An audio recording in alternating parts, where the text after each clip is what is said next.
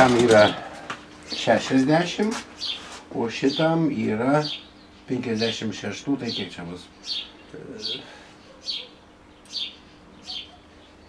58. Ne, 56 metai. 56 metai, o tam 60. Ir du skirtingi motociklai. Šitas yra Irbicka gamybos, aišku, rusas, o tas yra Kijevo gamybos. Būtent su šitą svirtinę šakę buvo pradėti gaminti motociklai miesto ciklui. Miesto ciklui važiuoti, net taip instrukcija įrašė. O toks yra tas karinis. Tas jau skirtas buvo civiliams važinėti. Nes aš praktiškai pradėjau važinėti nuo 65 metų su motociklu K750. Tai jeigu dabar čia tą motociklą iš tų dviejų padaryti, praktiškai nelabai išeis, nes kai kurios detalės skiriasi. Tai jeigu paimsim 59 metais mano tėtušis nusipirka motociklą K750. Tai buvo, reiškia, motociklas priekis visas tas, bakas truputėlį kitokas, sparnas kitoks, dar viena sėdynė, o priekabas lopšys toks pat, bet priekabas sparnas jau buvo vėl kitoks. Labai buvo keistai, labai įdomu.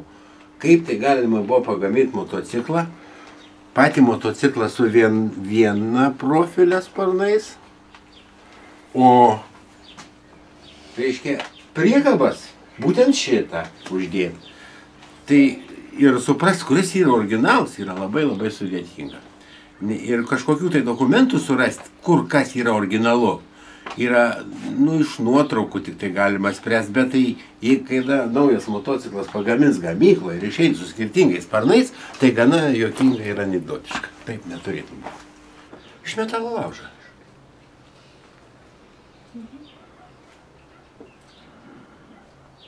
Taip tiesioginė prasme iš metalo laužo.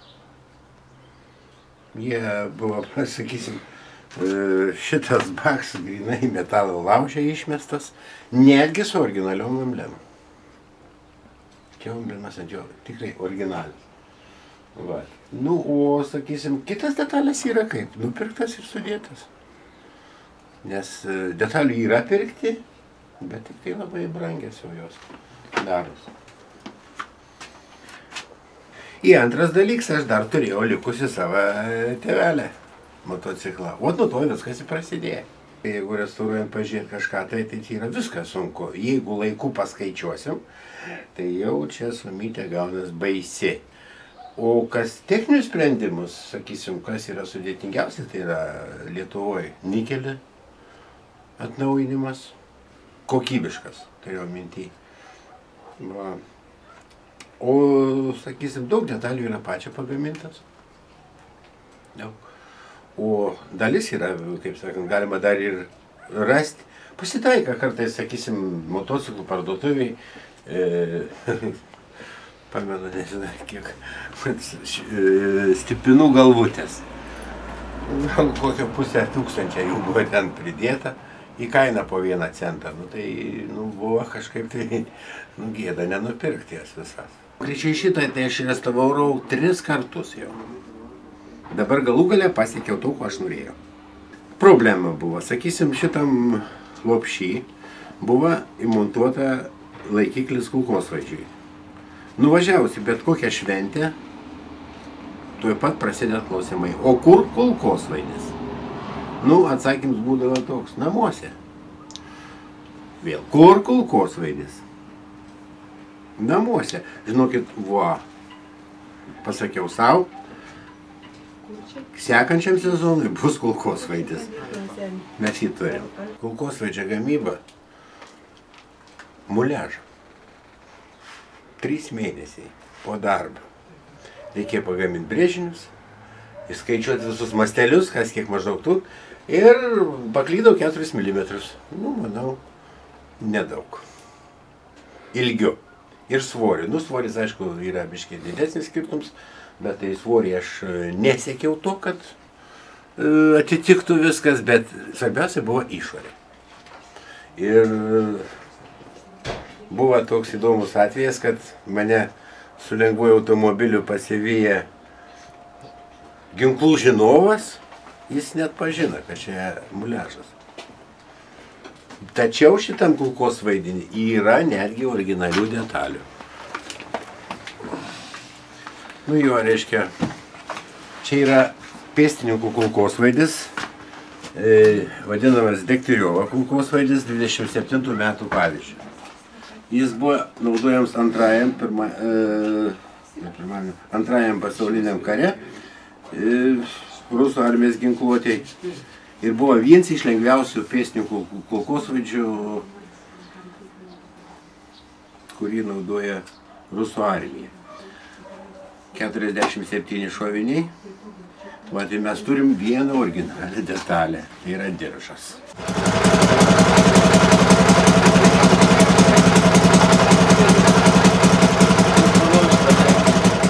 Kelių policijos darbuotojas, pareigūnas, ką gali sustabdyti viršijant greitį. Nu, dėl greičio viršimo čia praktiškai nebus niekada pažeidimų, sakysim.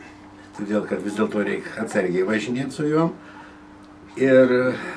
O pamatęs tokį būtinai sustabdys, nes vis dėlto yra technikas darbuotojas, jam taip pat įdomu pasižiūrėti tą techniką. Ir sakys, ačiū labai, laimingą kelią.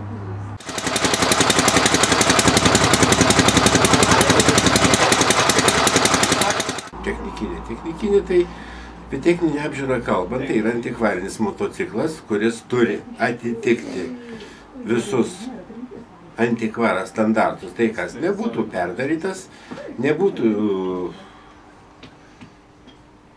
kažkokių akivaizdžiai matomų panaudotų detalių, nenaudoto motociklą, ir turi veikti. Stop žibintas, turi veikti artimas tolimas šviesas ir atitinkamai stabdžiai. Nu, didžiulis susidomėjimas. Ne tik tai apžiūros darbuotojų, bet ir visų klientų. Sakysim, su juom važiuoti jau yra sudėtinga, kur nors palikti. Jau geriau būti prie to motociklą, nes mūsų liaudis nesuprant šitą, tai būtinai lipa, sėdasi, o jis yra ganokai sunkus, gali ir apversti, ir susigauti, susižeisti. Sakysim, bet reikėtų vis dėlto turėti šiek tiek kultūros ir suprasti tai, kad vis dėlto šitam motociklui yra 60 metų, tai su juom reiktų ir atsargiau ir elgtis. Be motociklo turbūt neįtų toliau gyventi, nes